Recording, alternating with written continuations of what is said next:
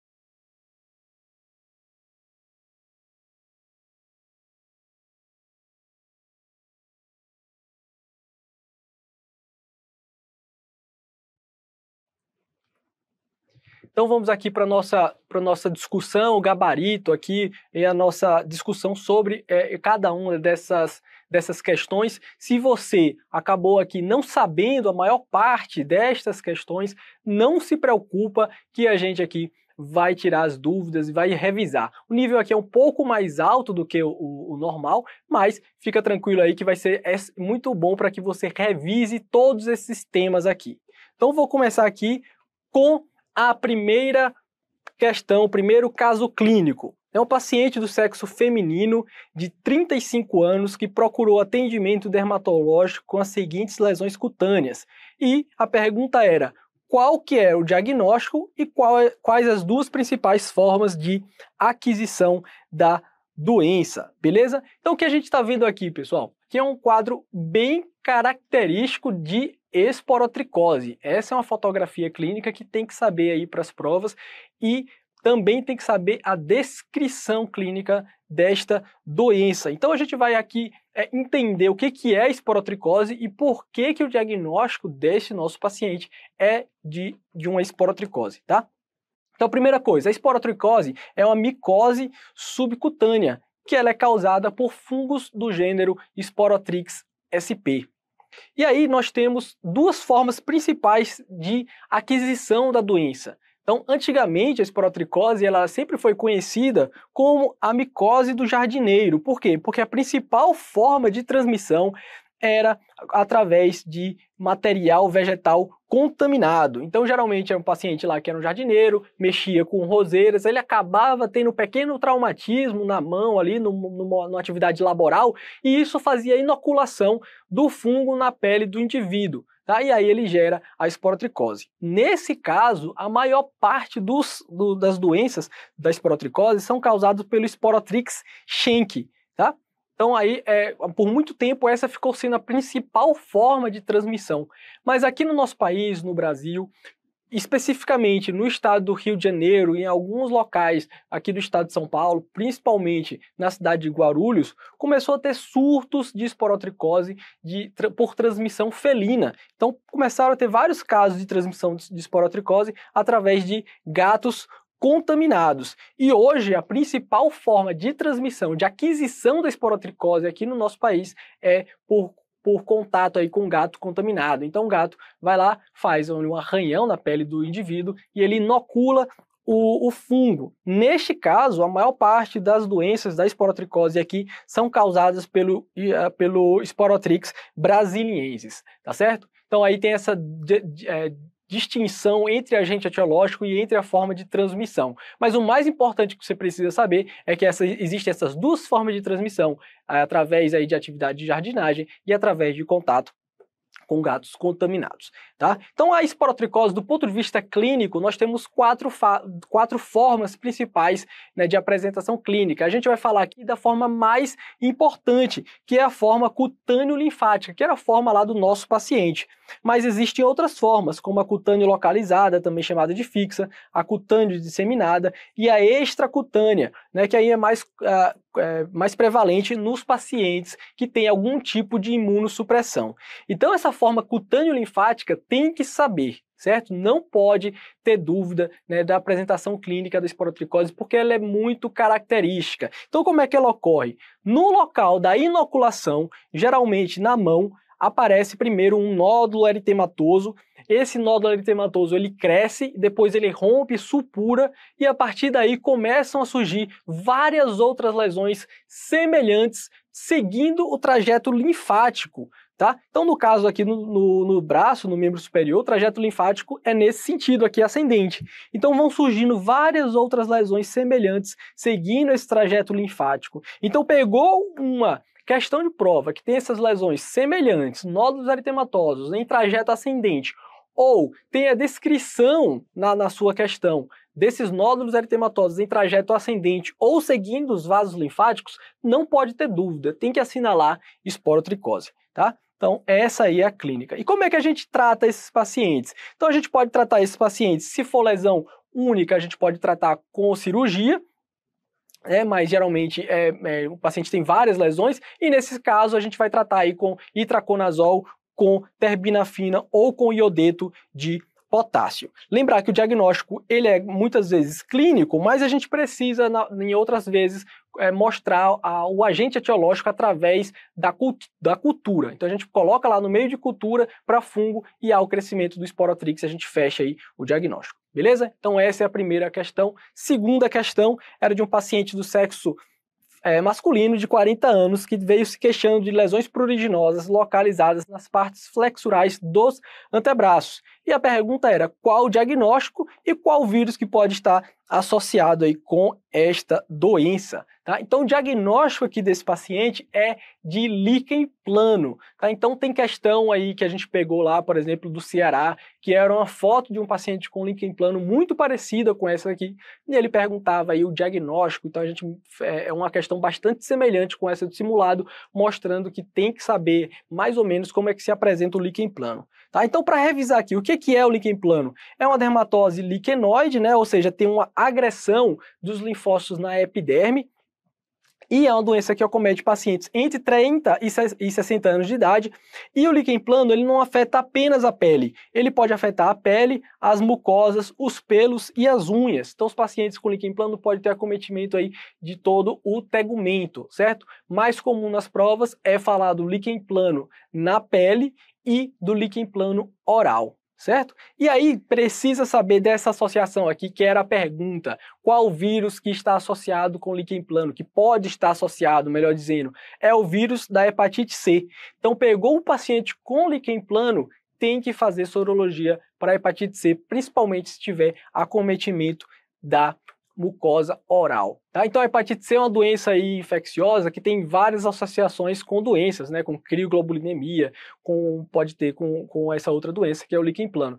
Então é preciso saber dessas manifestações extrahepáticas aí da hepatite C. E clinicamente, o que é que tem no líquen plano? É a regra dos 6 P's. Tá? Então isso facilita a memorização de como é que se apresenta o líquen plano. O que é que são esses 6 P's?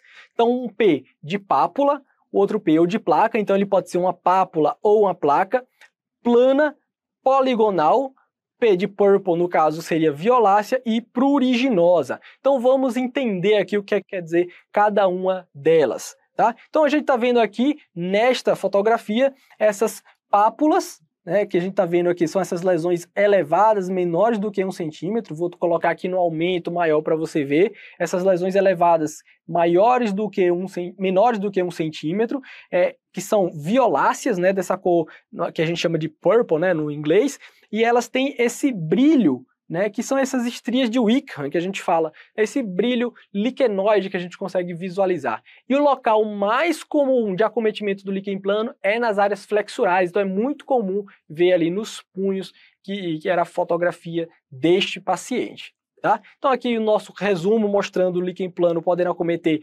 a pele, as unhas e a mucosa oral.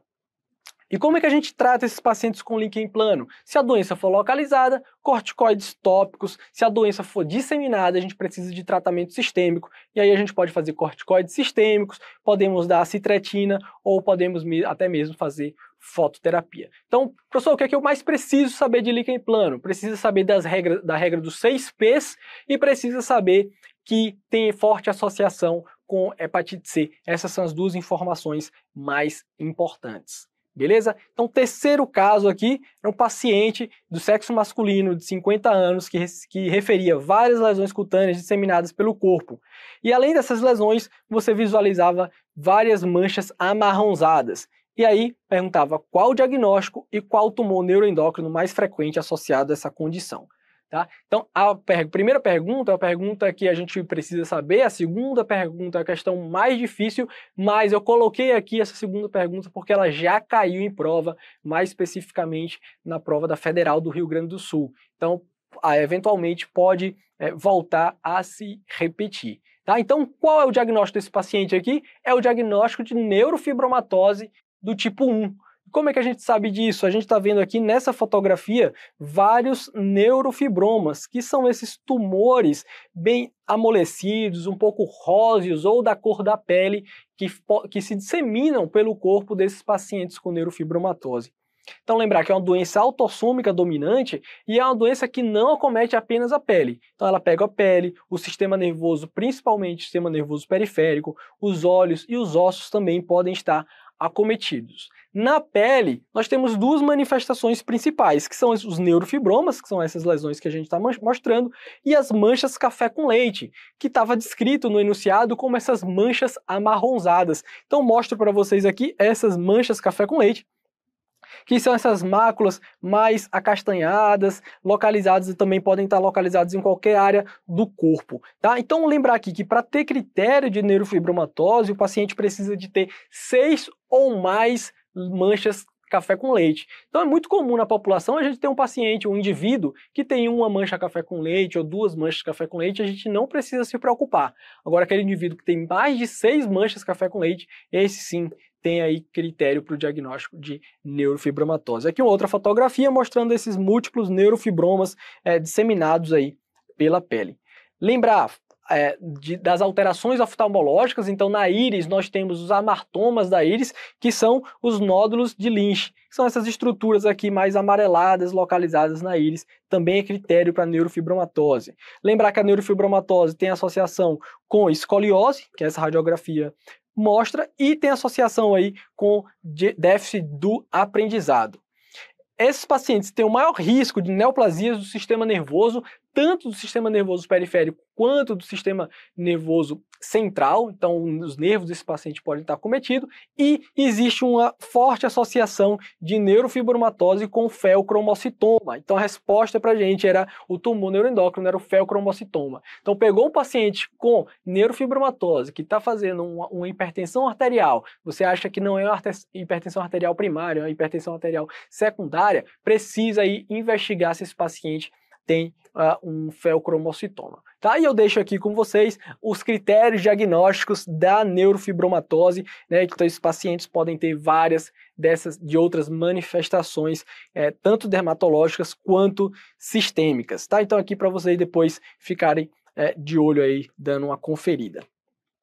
Questão aqui, quarto caso clínico, uma questão difícil, mas vamos ver como é que a gente resolve essa questão. Vamos aqui para as dicas. Primeira dica, eu coloquei aqui que você está no ambulatório de dermatoses bolhosas autoimunes, tá? Então essa informação não está de graça. Se você está no ambulatório de dermatoses bolhosas autoimunes, a questão é sobre dermatose bolhosa autoimune. Esse paciente tem alguma dessas dermatoses bolhosas autoimunes. O que você precisa aqui identificar é qual a dermatose bolhosa que esse paciente tem.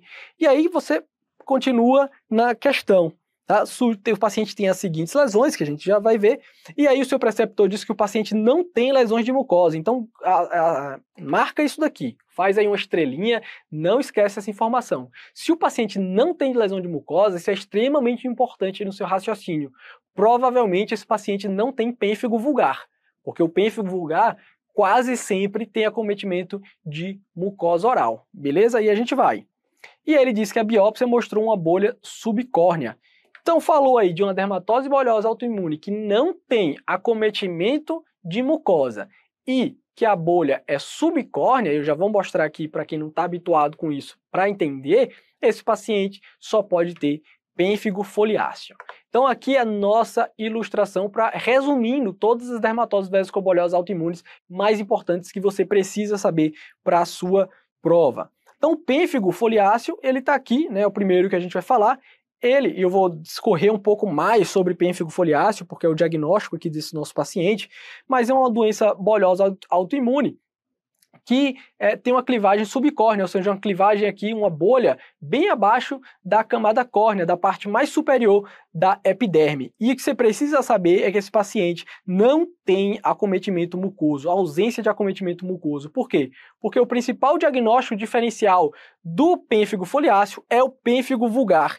E no caso do pênfigo vulgar, há um acometimento mucoso intenso e só depois tem o acometimento, as bolhas, né, disseminadas pelo corpo desse indivíduo, tá? Outra que você precisa saber aí, pênfigóide bolhoso. Pênfigóide bolhoso doença bolhosa mais comum nos pacientes idosos, bolha subepidérmica, né, ou seja, abaixo da epiderme, bolhas tensas. E a dermatite herpetiforme, que é aquela que tem associação com doença celíaca. Então essa é o que você precisa fazer, esse vínculo aí de dermatite herpetiforme com doença celíaca. Deixei por último para falar da dermatose bolhosa por IgA linear, porque ela é a menos cobrada em prova e o link que você precisa fazer é de uso de vancomicina e dermatose bolhosa por IgA linear. Então, fazer aqui uma breve revisão sobre pênfigo foliáceo. Por que o diagnóstico desse nosso paciente é pênfigo foliáceo? Então, o pênfigo foliáceo é uma dermatose bolhosa autoimune intraepidérmica e que tem duas formas clínicas, que é o fogo selvagem e o pênfigo de Cazenave. O fogo selvagem é a forma endêmica, que é a forma mais comum no Brasil, e ela está acometendo mais indivíduos mais jovens e indivíduos que têm história familiar positiva. Já o pênfigo de Cazenave, ele está presente aí na 4ª e 5ª década de vida e geralmente não tem associação com história familiar, é uma doença aí esporádica. Agora, entende comigo aqui de uma vez por todas qual que é a fisiopatologia do pênfigo foliáceo. Observa aqui nesta ilustração que nós temos aqui essas... vou até riscar aqui para ficar mais fácil de vocês entenderem. Então, observa aqui, cada bloquinho desse aqui, que parece um tijolinho, né, dessa cor bege aqui, é um queratinócito, que é a célula mais importante da epiderme. Esses queratinócitos, eles ficam aderidos uns aos outros por conta de uma proteína chamada de proteína desmogleína. Tá?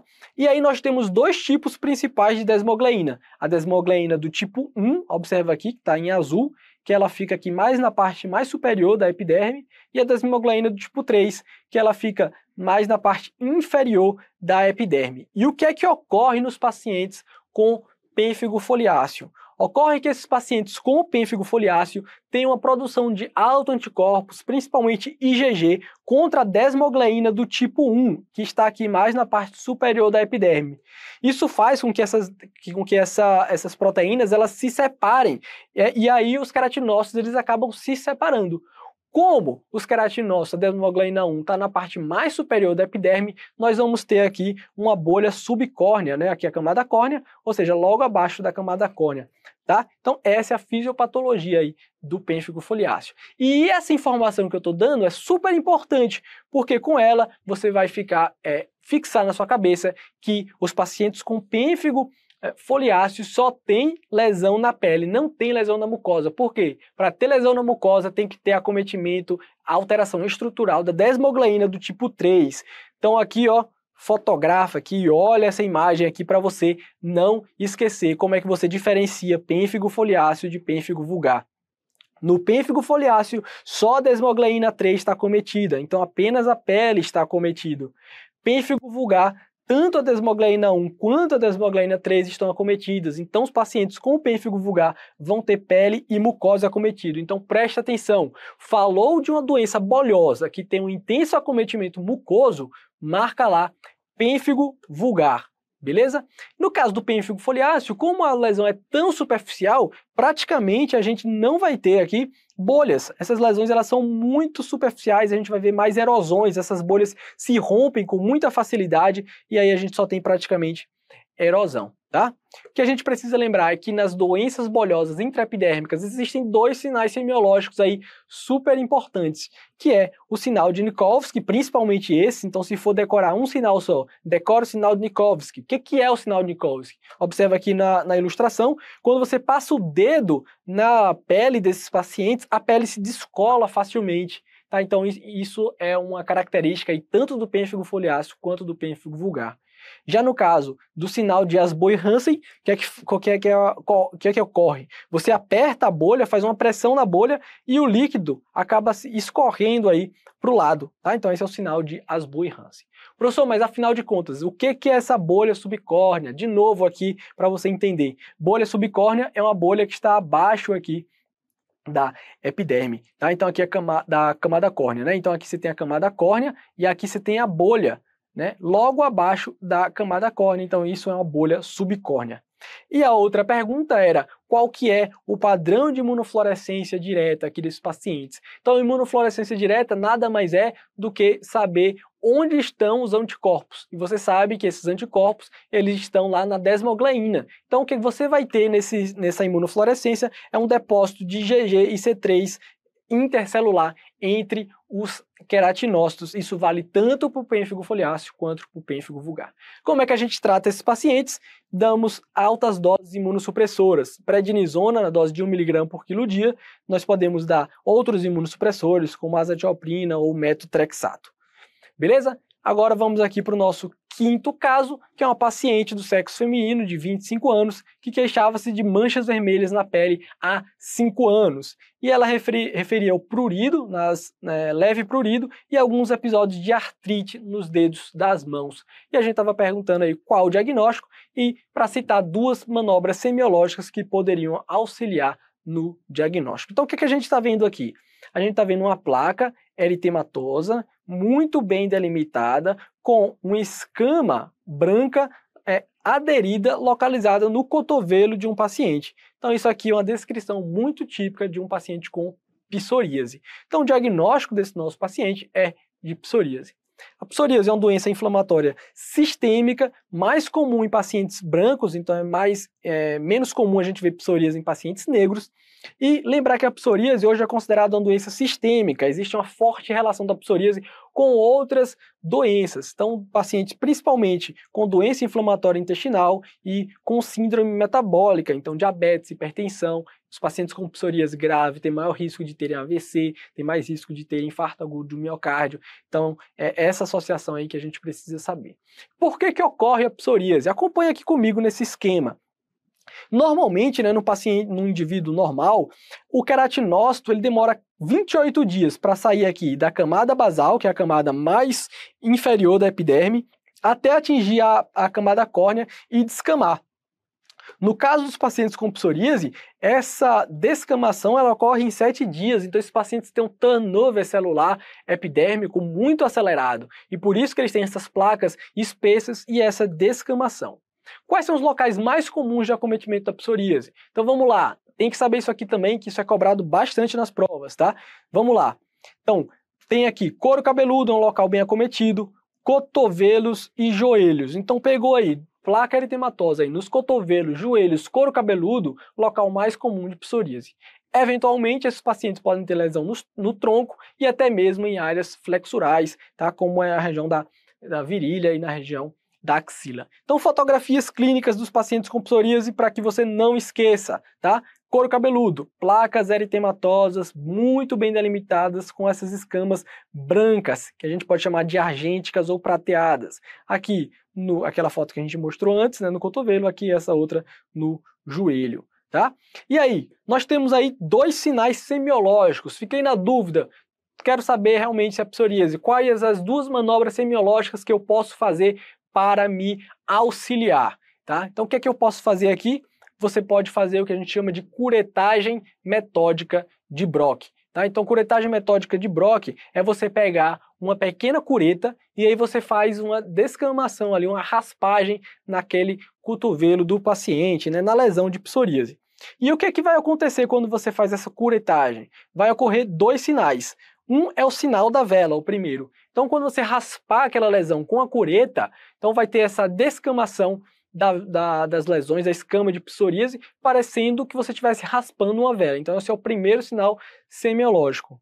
E depois que aquela escama sai, começa a brotar um pequeno sangramento da lesão. Então, vou até voltar aqui para que você consiga visualizar. Por exemplo, nessa localização aqui, você consegue ver um pequeno sangramento. Isso é o sinal do orvalho sangrante ou sinal de Auspitz, tá? Então, esses 2 sinais aí que você precisava saber para gabaritar aqui esta questão, tá certo? Então essa foi a nossa primeira parte, essas aí são as nossas redes sociais para você seguir. Agora a gente vai para a nossa segunda parte. Vamos lá?